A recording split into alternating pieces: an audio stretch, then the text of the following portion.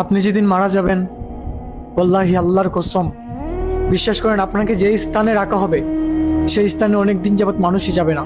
যদি হঠাৎ আপনি চলে আসেন, আপনি যে রুমে ঘুমাইতেন এই রুমটাতে পর্যন্ত আপনার পরিবারের মানুষ যাবে না। তার কারণ হচ্ছে হঠাৎ যদি আপনি চলে আসেন এটার ভয়ে, আপনাকে তখন মানুষ ভয় পাবে। আর মানুষ যখন মারা যায় তখন তার সবচাইতে বড় বিষয়টা হচ্ছে সে তার মূল্যবান যেই নামটা, সে তার নামটাকে হারিয়ে ফেলে। তখন তার নামটাকে দেওয়া হয় লাশ।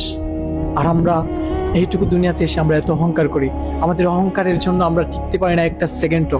আমরা মানুষের সাথে খারাপ আচরণ আরো অনেক কিছু করি, কিন্তু সব তারপরে আমরা আমাদের মৃত্যুকে স্মরণে রাখতে হবে। একটা মানুষ যখন তার মৃত্যুকে স্মরণে রাখবে, সে যখন বুঝে আসবে যে তার একদিন এই পৃথিবী ছেড়ে যেতে হবে, তখন ওই মানুষটা আস্তে আস্তে তার অন্তর থেকে সে ভালো হয়ে আসবে। তখন সে তার মন থেকে সে গুণাগুলো ছেড়ে দিবে, সে চাইলেও আর গুণা করবে না। এর জন্য আপনি একটু একটু চিন্তা করেন, আপনি যেই দুনিয়াতে এসেছেন এই দুনিয়াতে আপনি কয়টা দিন থাকতে পারবেন? আপনাকে তো যেতেই হবে। আপনি চাইলেও এই দুনিয়াতে আপনি চিরজীবন থাকতেই পারবেন না। এর জন্য আপনি মানুষের সাথে অন্তত ভালো ব্যবহার করেন।